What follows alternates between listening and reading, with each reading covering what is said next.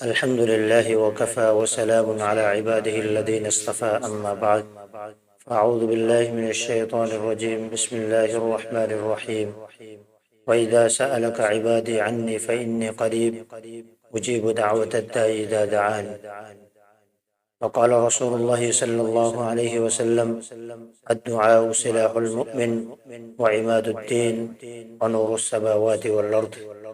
صدق اللہ العظیم وصدق رسولہ النبی الکریم۔ محترم حضرات، رمضان المبارک کی ہم مقدس گھڑیوں سے گزر رہے ہیں۔ اکثر و بیشتر ایام اور اوقات تو ہم سے گزر چکے۔ رمضان المبارک کی روح جو ہے وہ عبادت ہے، اور عبادت کی روح جو ہے وہ دعا ہے۔ واقعتاً دعا ایک بہت بڑی نعمت ہے، اور اللہ کے نیک بندوں اور انبیاء علیہ السلام کے اوصاف حمیدہ میں سے ایک ممتاز وصف بھی ہے، جس کی وجہ سے اللہ تبارک و تعالیٰ نے قرآن کریم کے اندر انبیاء علیہ السلام کی تعریف بھی فرمائی۔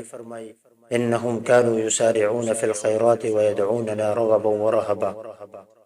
انبیاء علیہ السلام کی اوپر سے تعریف ہوتی چلی آ رہی ہے، تو اس آیت کریمہ کے اندر اللہ تبارک و تعالیٰ نے ان کی تعریف کرتے ہوئے فرمایا کہ وہ نیک کاموں کے اندر بڑھ چڑھ کر حصہ لینے والے ہیں، اور ہم کو خوف اور امید کی وجہ سے ہمیں پکارتے ہیں اور ہمارے سامنے عاجزی کرنے والے ہیں۔ واقعتاً دعا جو ہے وہ مومن کے لیے ایک ہتھیار ہے، دین کا ستون ہے، اور آسمان و زمین کی نور روشنی اور نور بھی ہے۔ اللہ تبارک و تعالیٰ اپنے بندوں کی تمام عبادتوں سے بے نیاز ہے، اس کے باوجود بھی اللہ تبارک و تعالیٰ براہ راست ہمیں اسی سے مانگنے کا حکم فرماتا ہے۔ چنانچہ ایک جگہ پر اللہ تعالیٰ فرماتے ہیں یا ایھا الناس انتم الفقراء الی اللہ واللہ هو الغنی الحمید،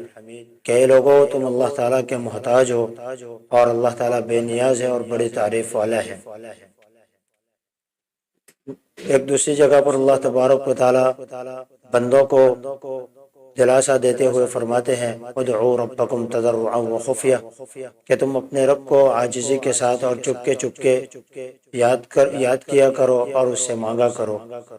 میں نے شروع کے اندر جو آیت کریمہ پڑھی ہے اس کا ترجمہ بھی یہی ہے کہ اے محمد صلی اللہ علیہ وسلم، جب میرے بندے میرے بارے میں پوچھے تو میں ان سے بہت ہی قریب ہوں، میں دعا مانگنے والوں کی دعاؤں کو قبول کرتا ہوں۔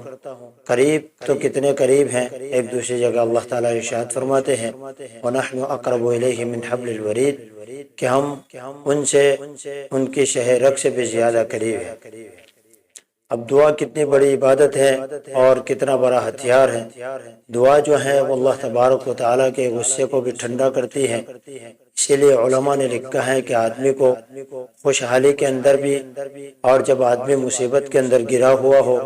آدمی کسی مصیبت میں پھنسا ہوا ہو، اس وقت بھی اس کو اللہ تعالیٰ کو یاد کرنا چاہیے۔ چنانچہ اس کی مثال حضرت یونس علیہ السلام کی مثال دیکھ لیجئے کہ وہ ہر وقت اللہ تبارک و تعالیٰ کی تسبیح کیا کرتے تھے، اللہ تعالیٰ کو یاد کیا کرتے تھے، یہاں تک کہ جب وہ مچھلی کے پیٹ کے اندر چلے گئے اس وقت بھی انہوں نے اللہ تعالیٰ کی یاد کو بند نہیں کیا، بلکہ اس وقت کہا کرتے تھے لا الہ الا انت سبحانک انی کنت من الظالمین، کہ تیرے سوا کوئی معبود نہیں اور تو پاک ہیں، بے شک میں ہی ظالم ہوں۔ تو اللہ تبارک و تعالیٰ نے بار بار یہ دعا کرنے کی وجہ سے حضرت یونس علیہ السلام کو مچھلی کے پیٹ سے نکالا۔ اس کے بعد دوسری جگہ پر اللہ تبارک و تعالیٰ اسی کے آگے ارشاد فرماتے ہیں کہ انہ کان من المسبحین، کہ وہ ہماری تسبیح کرنے والے تھے، یعنی مسلسل وہ ہم کو یاد کر رہے تھے۔ اگر وہ یاد نہ کرتے للبث فی بطنہ الی یوم یبعثون، اگر وہ ہم سے دعا نہ کرتے، ہم کو یاد نہ کرتے، ہماری تسبیح بیان نہ کرتے، تو ہم قیامت تک ان کو مچھلی کے پیٹ کے اندر ہی رکھتے۔ مطلب یہ کہ ان کی قبر ہی مچھلی کا پیٹ بن جاتی۔ اس کے بالمقابل جہاں پر فرعون کا تذکرہ کیا ہے اللہ تبارک و تعالیٰ نے کہ جب موسیٰ علیہ السلام کا پیچھا کرتے ہوئے جب فرعون دریا تک پہنچا تو دریا کے اندر پہنچنے کے بعد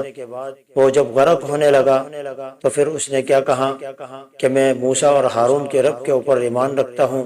جو بنی اسرائیل کا بھی رب ہے اور موسیٰ اور ہارون کا بھی رب ہے۔ تو اللہ تبارک و تعالیٰ نے کہا کہ اب تیری دعا قبول نہیں، قابل قبول نہیں ہے، کیونکہ تو نے خوشحالی کے دنوں کے اندر تو اللہ تبارک و تعالیٰ کی بغاوت کی، اللہ کی سرکشی کی۔ اب جب تو تیرے سامنے موت آ گئی اور تو موت کے منہ میں چلا گیا، تب جا کے تو اللہ کے اوپر یقین رکھتا ہے اور ایمان لاتا ہے۔ اسی لیے حدیث پاک کے اندر اللہ کے رسول صلی اللہ علیہ وسلم نے ارشاد فرمایا کہ ان اللہ یقبل توبۃ العبد ما لم یغرغر، کہ اللہ تبارک و تعالیٰ بندے کی توبہ کو قبول کرتا ہے جب تک کہ وہ موت کے منہ کے اندر نہ چلا جائے۔ یعنی ایمان بھی اس وقت کا اعتبار ہے، ایمان بھی وہی معتبر ہے کہ جو آدمی اپنے ہوش و حواس کے ساتھ اور ایمان بالغیب مطلب لائے، یعنی غیب کے اوپر ایمان لائے۔ یہاں تو موت کے منہ میں چلے جانے کے بعد فرعون ایمان لایا تھا، تو اس کو یاد دلاتے ہوئے اللہ تبارک و تعالیٰ نے کہا کہ جب تو خوشحالی کے اندر تھا اس وقت تو نے سرکشی کی اور بغاوت کی، اور جب تو نے موت کو اپنے سامنے دیکھ لیا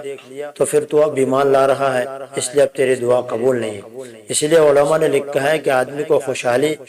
اور بدحالی دونوں کے اندر اللہ تبارک و تعالیٰ کو یاد کرنا چاہیے اور اللہ تعالیٰ سے مانگنا چاہیے۔ اس لیے اللہ تبارک و تعالیٰ نے صرف دعا کرنے کا حکم نہیں دیا،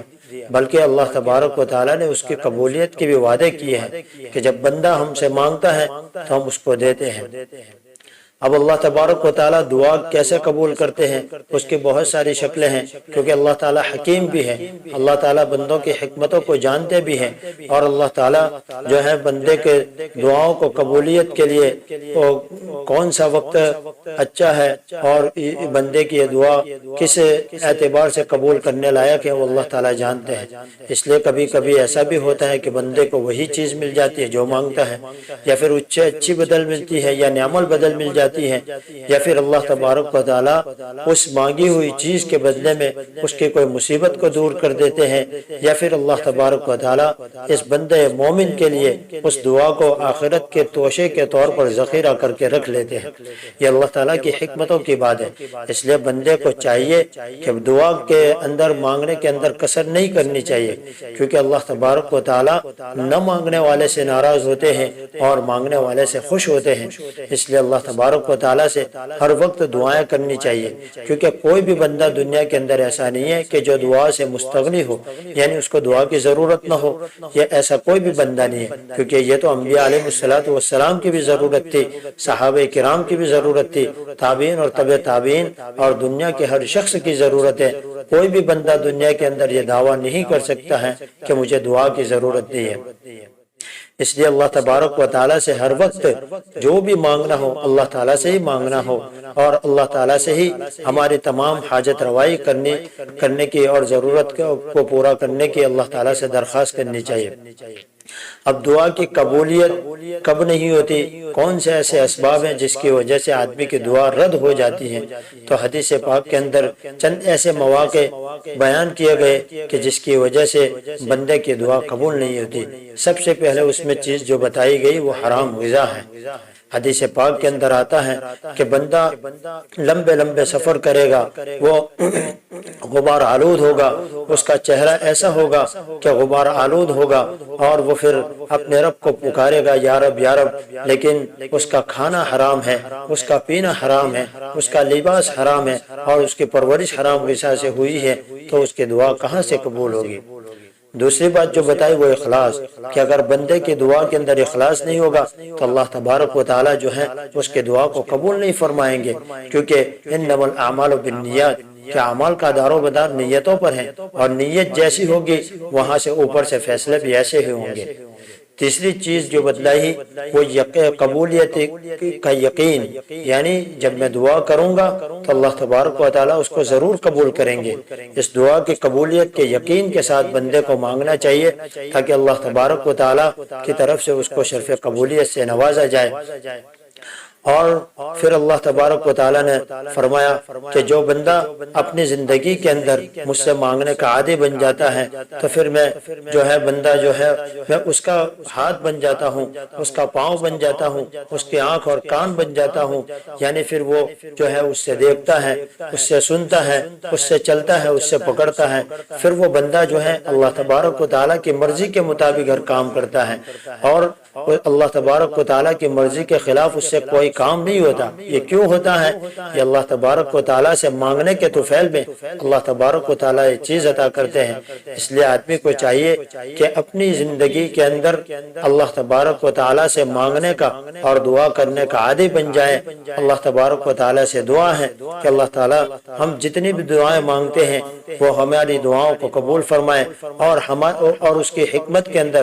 جو بھی ہمارے لیے خیر مقدر ہو وہ ہمارے لیے خیر مقدر کرے، کیونکہ کبھی کبھار ایسا ہوتا ہے کہ جو بندہ جو دعا مانگتا ہے اس کی حکمت کے مطابق وہ چیز اس کو دینے کے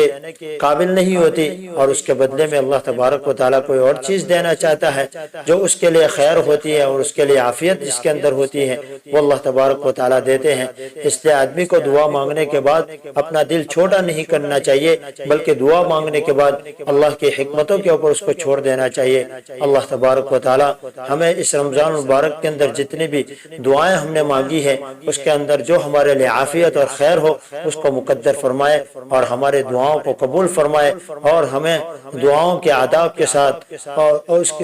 اس کے آداب کی رعایت کرتے ہوئے دعاؤں کو مانگنے کی ہمیں توفیق عطا فرمائے، اور دعاؤں کے رد ہونے کے جو اسباب ہیں ان اسباب کو چھوڑنے کی اور اس سے بچنے کی ہمیں توفیق عطا فرمائے۔ وآخر دعوانا ان الحمد للہ رب العالمین۔